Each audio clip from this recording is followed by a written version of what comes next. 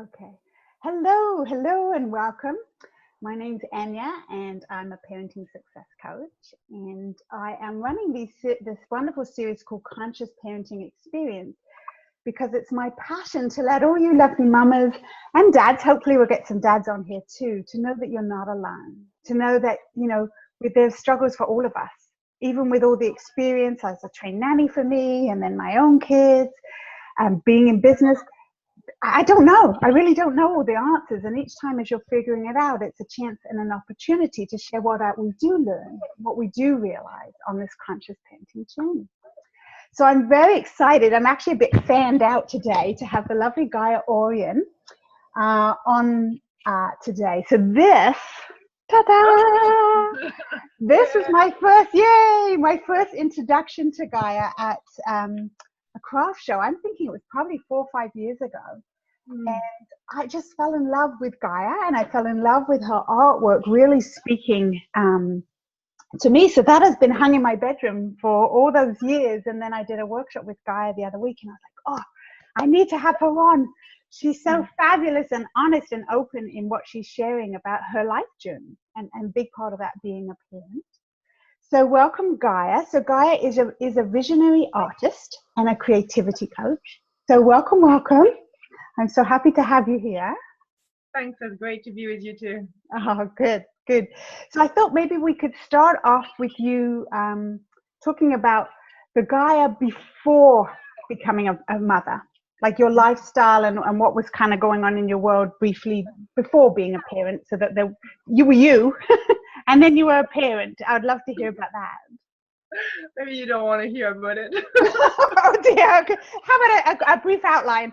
No, but I mean, like, especially because if we're going to be talking about motherhood, I think it would be good to hear, because I never, yes, I would see myself as a mother, because I never thought, like, my grandmother had kids, and I come from Catholic family, so there's lots of kids. So yes, of course, I would be a mother one day, but I never thought about, like, what it would be to be a mother as a woman. Like, that would never cross my mind. And actually, like, even though I did like ton of babysitting when I was young, and I think I was great with kids, but I never really was too interested in babies or anything before, I'd say maybe 5 or 6. If I'd be in the plane beside a baby, I'd be totally irritated. Or when my friends started to have kids and they came to parties with the babies, I was just like, oh my gosh, like, can't they just get a babysitter? I was that kind of person. Right. No, I love it. That's true. That's, many people feel that way. Yeah. Right. And then your whole move to Canada. Yeah, so I lived in Paris. I was a student. I had kind of like the regular student life, partying and everything, and I was very social. And I married a Canadian who I've met in Morocco over 2 days. It was kind of like this meant to be meeting, love at first sight type of thing. So I moved to Canada 2.5 years after I met him, and I was just, coming out of my graduation as an architect. I didn't really give it much thought, but I got pregnant right away, and I basically had a son, and 14 months later I had twin girls. So motherhood just came into my life like a storm. Right, yes, absolutely. That does sound like a storm. I never really thought, I always like praise or think it's so amazing when women say, like, oh, I'm preparing, I want this baby, and it's going to come in May. So like they're starting to eat well, they do everything to prepare, and everything seems so sacred around the preparation of even making, conceiving the baby. And then I was like, oh my gosh, like I never gave any thought to that. It just like, blam, just happened to me. So that was a shock, and I have to say it was really difficult. And just because I was so young, I mean, I was 24, so it's not like hugely young, but it was young in the sense that all my friends from Paris were all still students. Like I didn't really have any close friends or family, sisters that were going through that. And especially breastfeeding twins, having 3 babies, I was just like, up to my neck in breastfeeding and diapers. And I wasn't doing anything else. So um, yeah, it was hard. I felt very lonely. I felt I didn't have anybody I could share this with. Right, right. Because you were pretty Um, isolated where you were living, isn't that right? Like you were kind of. yes, I moved to a farmhouse. Love that part. Because I never, I just moved to Canada. I knew nobody in Canada, and the people that hung out with would be like my mother-in-law and my sister-in-law, which were like amazing at welcoming me, but still, Mm. like, it wouldn't replace at 24 what you know from being with a lot of friends. And I feel really sad talking about it, actually. It's yeah, I can imagine it is. It's sort of, but it's also a way to, even as you look at it, to sort of think like, wow, but I did it, right? Yeah, I did it. so one thing where I was really fortunate is that when in the midst of this difficult, sadness or grieving, or, Mm. I was like basically uprooted. If you take a tree and you uproot it and go and plant it somewhere else, like it's gonna be like kind of a survival mode. So that's Yeah. the mode I was in. But I kind of knew, like, okay, this place where I'm being planted is a good place, and this is where my heart wants to be. And I was totally okay with my decision. I was totally okay with uh with my role as a mother. And we're going to be talking about that. You asked Yeah. me like what was it before, but like as a Yeah. mother, like once it came to me, I realized, like, actually, how amazing this process is and how much it was transforming me. And yes, it was really difficult because I had to let go of so many things of what I thought I was, or what I wanted to do with my life, also the friend that I couldn't talk to anymore, and then redefining, like, wow, you know what, like those three little beings that came into my life are just like the most amazing thing that ever happened to me. And how do I give time to that? How do I give them my fullest? And how do I grow with them? Even though all those part of me are kind of like feeling like, it's being ripped apart. Yeah. Oh, So that's kind of absolutely. like what happened. That's actually such a beautiful share, because even though, right, even though you can see, and you were, I mean, 24 to me feels so incredibly young to have three people, plus be in a different country, plus trying to figure out where you are, because you're just still figuring out you at 24. I mean, I'm at 50 and I'm still figuring out me. Yeah. But to have the awareness, that's so lovely that you had the awareness that I know this is the right path, this is where I need to be, and to be Hmm. able to even have that lovely awareness of like, okay, how do I settle into what is right now? Hmm. That's lovely. That's such a conscious decision. Yeah, Even it's struggle. It's not you know, easy. it's kind of the way life unfolds. I love with my husband, we often talk when things happen in life. If this was in a novel, it'd be written exactly like this. And I Oh, love that because, like the phone call that arrives out at the right time, and the synchronicities. And so when I met my husband, this is the way it happened. And so many signs and things that were around our meeting and me moving, it was so like beyond the me that who I thought I was, that I was like, I don't really like to use that term because I'm not like a person that is listen to angels or that type of stuff. But I really felt like guided. I felt like, this is, I don't have a choice. Life is taking me that. And it felt like this is right. nice. So doesn't mean it's easy, but in a No, way, no, but there's a settling into, yeah, because when you have children, for sure, you change. You don't have the yeah. freedom of time to think. Never mind what you have to take care of, like to have a whole thoughts. And so, Mhm. how did you feel from coming from having just you, your husband, and your son, to suddenly raising twins, and then your son was only a little fellow at that time? What was the changes like for you there? Do you remember? From 1 to 3, or Um, did it blur? I think when my son was born, and I have a lot of sadness around. I was born in France, And just before I was moving, he was born around the time that was really busy, where I was still finishing my graduation, where we got married and I moved. And there was just so many changes. And I was still, even though I was very conscious the whole pregnancy, I really prepared the birth with a lot of attention.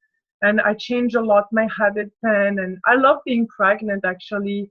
I remember, the subway is there, and usually you'd just be like running down the step to grab the subway, and I'd be like, it's okay, I'll take the next one. And I thought like, oh, this is so cool, because when I felt like I was experiencing what it'd be to be 90, when you don't have that energy anymore to run for the subway or for whatever in life. Right. And I was actually kind of like enjoying the fact that I could rest in that. That was pleasant to me. It wasn't frustrating. And also because all my actions, I wasn't just me now. I was taking care of someone else. So, like if I'd be at a party and everybody was smoking and it's like I was smoking, like I just left because I couldn't be there. So I was making decisions where I realized that I was like the best for me, but I was doing it for the baby. So I think, I had a certain level of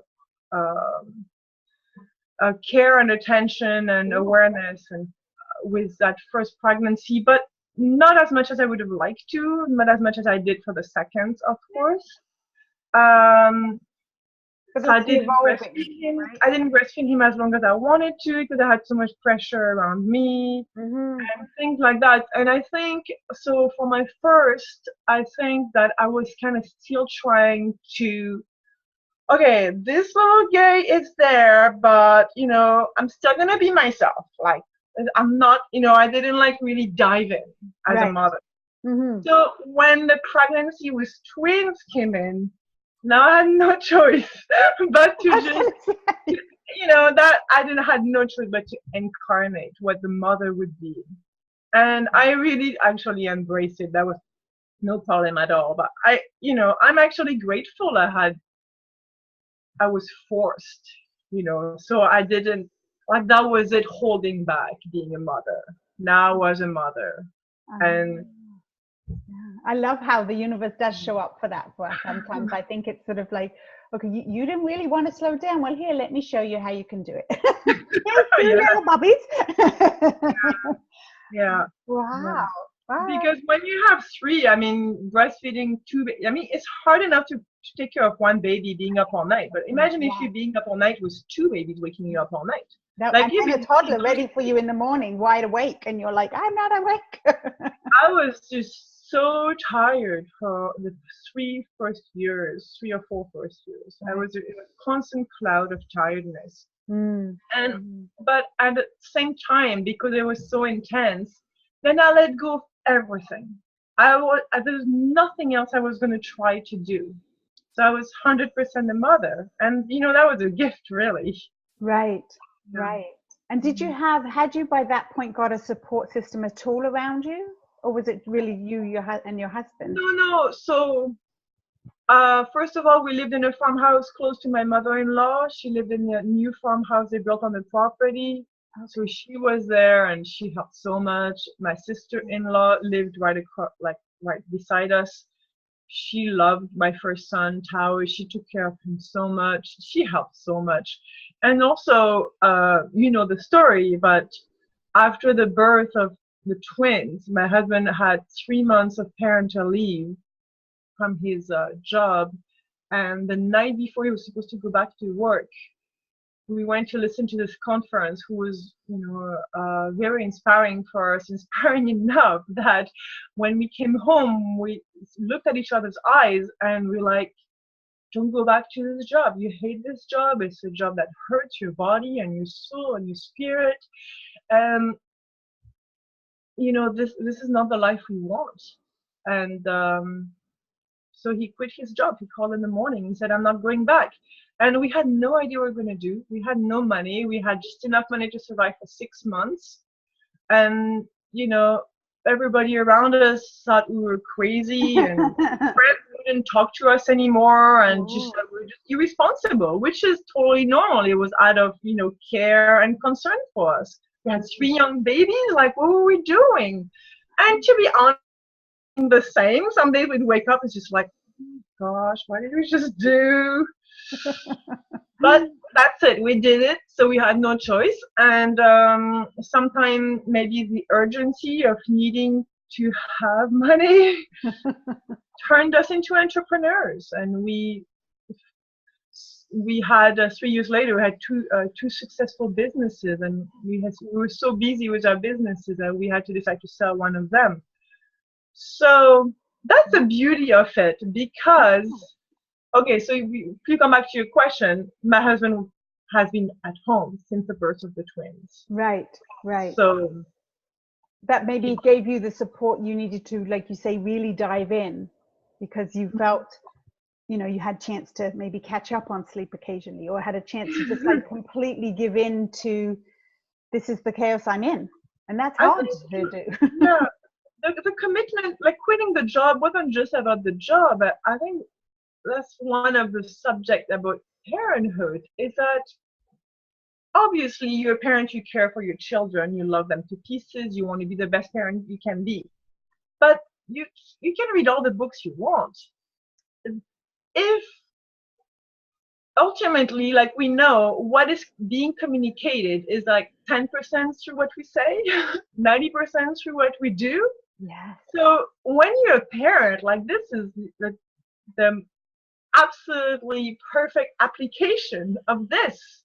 You can tell your children, like, yes, live your dreams, or don't hurt your body, or whatever, be kind to others. If you just yell at them, if you go to a job that you hate, and then your whole life is in shambles and you're all stressed out, like, what, you showing your children, they're going to grow up, whatever you're doing, no matter what you say, what you do is going to be becoming what's normal for them. Yes. They will naturally gravitate toward that in their lives, unless they work at it, and they will to decondition themselves for whatever we hurt them with. And I mean, I've hurt my children in so many ways. I'm not far from being perfect. But so quitting the job and deciding to be both at home was also a decision to,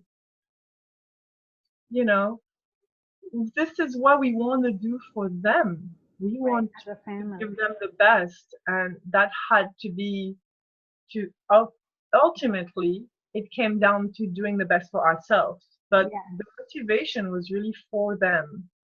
I love that. I fully believe that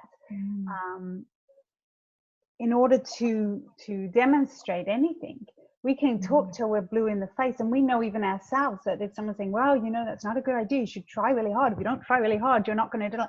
And meanwhile, they know that they can, by osmosis, that you're pretty lazy and you're not really trying hard at anything, and you're just kind of moaning about life. That's what's being absorbed. That's what's coming to the forefront. The best example for me, and it happens to every parent, is just like when you go like, can't you be patient? Like, this is it. We all did it. We all do it. And it's like, what did I just do? I love the one when they say, the same idea when it's like, stop shouting. Why are you all shouting? Oh, hang on a second. I remember my son once coming to me, and I was shouting about something, and he actually came up to me and he goes, why are you shouting? And it was so funny because I kind of went, because we don't hear you, all we hear is shouting. And off he goes, and you kind of go, actually, that's kind of true. Ow! I thought I was making a point, but no one's listening. That's wonderful. Okay, super. So, in our correspondence backwards and forwards too, you were saying how parenting made you a better person. Can you expand on that a little? What do you think about where that showed up? Well, I think it really made me reflect about everything that I was doing, because it doesn't take long when your kids start to be a toddler that you see yourself reflected. Like, it's a total mirror. The way they're playing with the little toys and the imaginary stories, the way they'll talk to you or talk to their brother or sister, or and in their behavior, you hear yourself, they basically just, this is how they learn, by mimicking and what's around them. So then quickly you see the thing that you don't like about yourself because it's right in front of you. Right. I always feel like being, I'm sorry, I have a dog. Yeah, that's life. That's okay. Um, I always feel like being a parent is like being on stage and you don't have a second chance. You know, once you freaked out on your children, that's it, that's done. You know, you can see their little eyes. And actually, you know what, Anja, we need to pause No the problem. video. I have another thing I'd like to add to that. Shall I finish with that? Yes, go right ahead. Go right ahead. Okay. We're recording. Yeah. Okay. The other thing that I've noticed, you know, because now we have camcorders, so we're very fortunate to have a lot of videos of families. Mm-hmm. And when we watch the family videos, I saw myself in the videos and I looked not happy at all. I was looking very grumpy. Like the video would come to me and I'd be like that. Like that. Seriously. Be like, oh, you know, I'd be like, and it was shocking for me to see that that's how I look like, because this is not what I thought about myself. I thought about myself as someone that was content and, you know, It could and have I just been was. a bad day. It wasn't every video, right? No, it wasn't. It can't be a bad day in every video. Oh dear. No, I was chronically grumpy. And that was sad for me to see, because then that was what I was reflecting to my children all the time, that I wasn't happy. So it was a gift because I didn't have a choice. I went to do some therapy and I learned a lot about myself. And, you know, from there, it was a journey that I'm still on now. So, That's powerful though, Gaia. That's so powerful, right? It's in that reflection back and in that awareness. And in those ways, so true that it's never too late.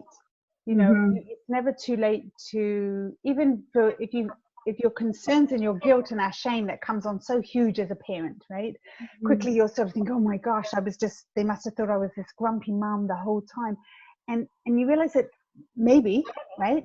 But also maybe that there was a lot of other stuff going on, but they didn't necessarily notice that all the time. And it's okay to go back and say, you know what, I'm sorry if that you know, came across that way. Like to have I didn't know better. I didn't even realize, because when you're in it, there's a lot going on. It's a lot easier to reflect back if you're open, right? Yeah. You're not, I mean, I saw that I was grumpy a lot, but obviously I wasn't just grumpy. You know, that's what really came up big to me. And I had to work at that. But, you know, we're not that big thing that we see at that moment and feel very guilty about. Of course, we're not just that horrible mother, but it's good to be able to see ourselves and reflect on what's been hurtful to ourselves and our children. And what's been good too. Well, absolutely, absolutely. You know, that it's again real life. It's real people, and I think it's something like when we were growing up, or when I was growing up. You know, people didn't say sorry or didn't say, "Oh my gosh, sorry, I just had a big outburst," and actually it was about me, not you. Like they weren't able to verbalize those things, and it can really make peace almost instantly. To acknowledge like, hey, that wasn't yours, that was mine, sorry about that, or whatever, and move on through that.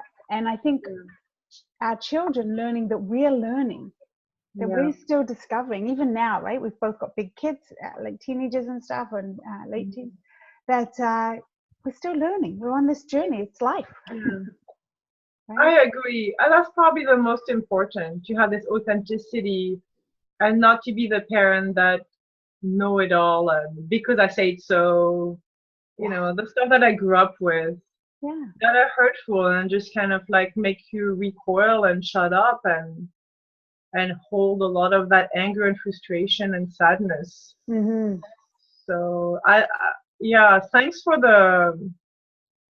that psychotherapy is not, you know, when I grew up, if someone did therapy, you think like, oh my God, you have big problems. Like now it's like, what? You've never done therapy? Like, oh my gosh, how can you live? True, Right? it's really true. So Absolutely. that's just culture evolving, and that's Mm. wonderful to see.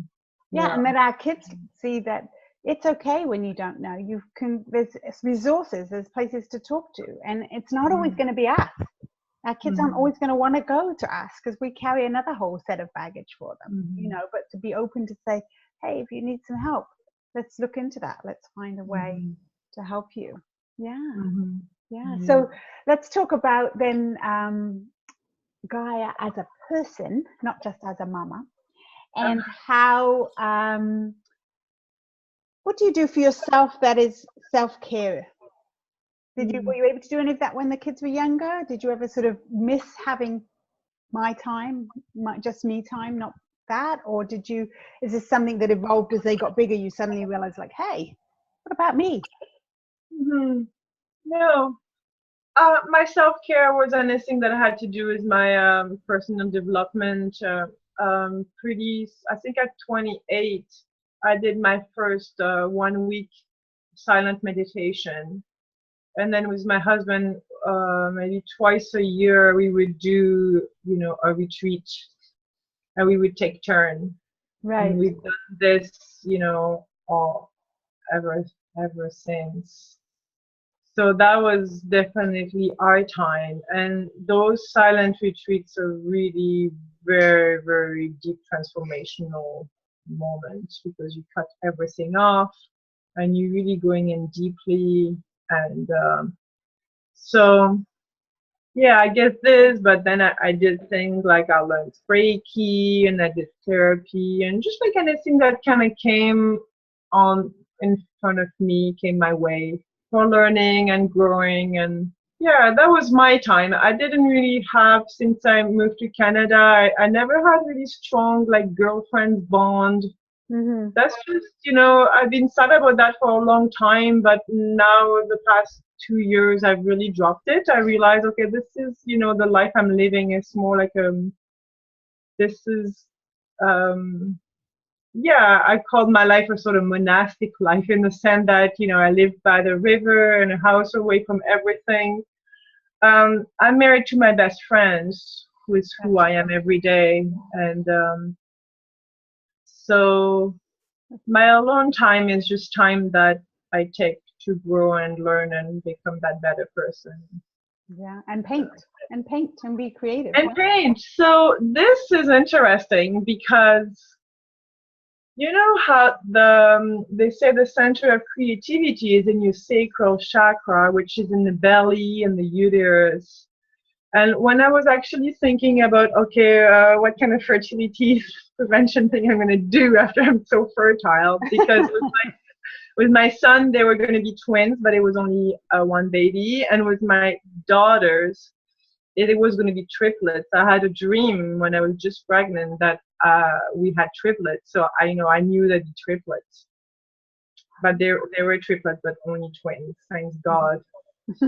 So one of the things, I looked at all the options, but so many options are actually, especially tiny tubes or anything like really. I didn't want to mess with my creativity center. So I didn't do any of that. I've been using natural fertility with taking my temperature for all those years. I'm 44 now. Mm-hmm. I'm really proud of that because, um, you know, my doctor always kind of give me the guilt trip, and it's almost like, oh, whatever. This is not the subject of today. No, but it's your truth, and it's your way of like you say, being creative. Yeah. Was a part of I guess it is because as women, we're being told that body needs to be controlled by all kind of medical intervention, and it doesn't have to. And if you live a natural, healthy life, I mean, I always had regular cycles. So if you do have regular cycles, I would totally encourage you, if you don't like any of the other methods, there's not one that satisfied me. Mm-hmm. I felt them all invasive in some manner, some sort. It's really empowering to realize that it's so simple. Like your body, it's very in a trust, right? Trust this lovely body, right? yeah. And so anyway, that's another subject. But so being the center of creativity, because I think that even though I always loved drawing, I know that the first time that I did a drawing that was kind of like a Gaia, the artist drawing, it was a painting that I did on a chair that I had found in the street in Paris. And it was when I was pregnant. So isn't that fascinating? Yeah. That creativity was just came down like in this being when I was pregnant. And I was recently talking with this woman who was asking all her friends, you know, what is it like to be a mother? She's wondering, shall I be a mother or not? And one of the things she was saying is like, oh, I really like all my alone time, and I've been so creative, and I'm scared it's just going to suck everything out of me, and there won't be me anymore. And they're like, good fears in a way. It is so true, but it's like that no me anymore is actually a new me that is so much more. You know, I mean, if you decide not to have children, I really praise women that say that not like me, just like get pregnant and we ask themselves questions. I think it's amazing that women can ask them that question. Do I want to be a mother? Actually, no. I think that's amazing. But if you're wondering, I'd be like, I'm a total pro. Yeah, do it, because it's such an amazing opportunity for growth and transformation.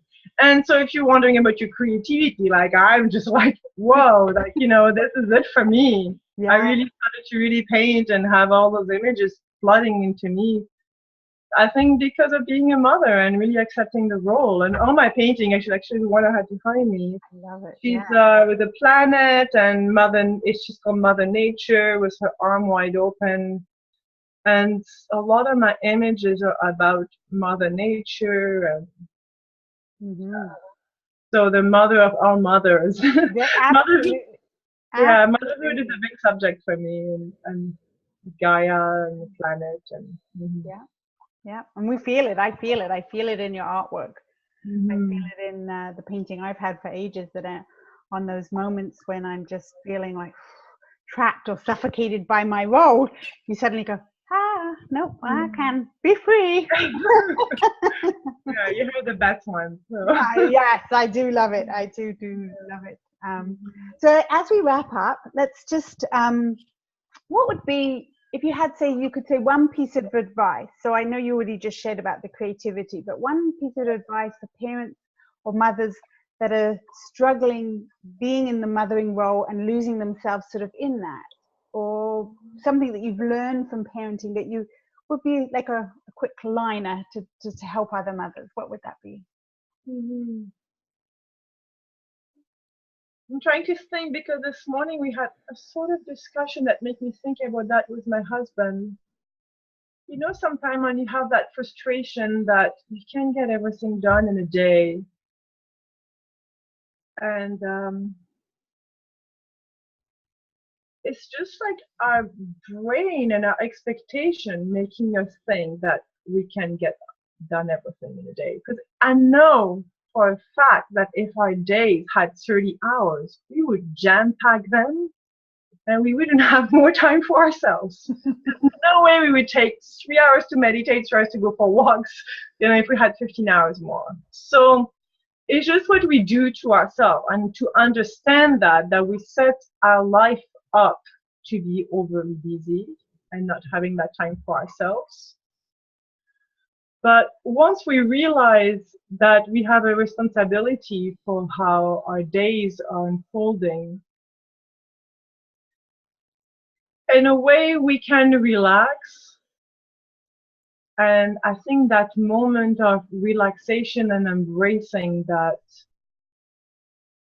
this is the only moment you have. And your children are the most important. I remember I'm just going to say one last thing. I remember the moment when my kid was like a little toddler and I'd be doing dishes or whatever with my gloves on. And you know how they go like, oh, mom, can you help me with that? And I'd be like, oh, wait, 'cause I want to finish my dishes. Wait, I'll do it later. But when you're done your dishes, you think your kid is there waiting for you? He's not. He's on to something else and he doesn't ask you again. And then you just miss that moment. And I remember the shift where I didn't matter what I was doing when he came to me and asked, Mom, can you help me? Then I'd be like, you know what? That's okay. I'm in the middle of washing the toilet. I can take off my gloves. I know it takes a little bit of effort. I really wanted to finish and get it done. But once I made that shift, it changed everything. I dropped the gloves.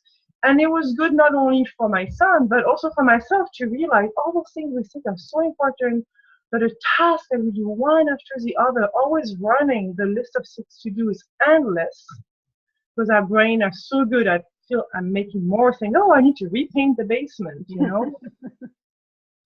So that was a shift that this is a moment and I'm not going to get it back. I don't know if that's helpful. Oh my gosh, I love that. That was lovely. That is it. That is conscious parenting in a nutshell. That really is a beautiful share. Thank you. Thank you. Thank you. You're welcome. So let's just tell people how they can find you. What would be the best place for them to be able to find out about you and your beautiful creative pieces and where you are and what you do? What would be their best place? Well, it's a wonderful time to be alive, especially as an artist, because I live in the middle of nowhere. But I have a storefront, which is my website. Okay. And everything that I do is on it. I create commission painting for people. I do coaching. I have a shop that has my prints and original painting and also pieces of jewelry that I create, like those earrings I'm wearing. So my artwork is reduced and put onto necklaces and earrings. So what was your website would be, is your whole name, GaiaOrion.com? Yeah, GaiaOrion.com. And it's entirely in French as well because I have a big following in France and I'm going there for almost 3 months. I'm leaving soon for a show in Paris, a solo show in Paris, and also I'll be giving workshops and conferences all over France every weekend. Wow. Exciting. Awesome. Well, thank you so very, very much. I really appreciate you being here and such honest and real. And that's what I want. I want from people the honest and the real of the, yes, it's hard. Yes, the struggles. These are my choices. This is what I figured out because that's life. That's the process of parenting and life. So thank you. Yeah. And there is no recipe really. That's like being on stage part. That every day is different. Something you thought you had figured out yesterday, you have to refigure it out every day. Same situation, different answers. Yeah. It's a process. Absolutely. So thank you very, very much. I'm going to stop our recording.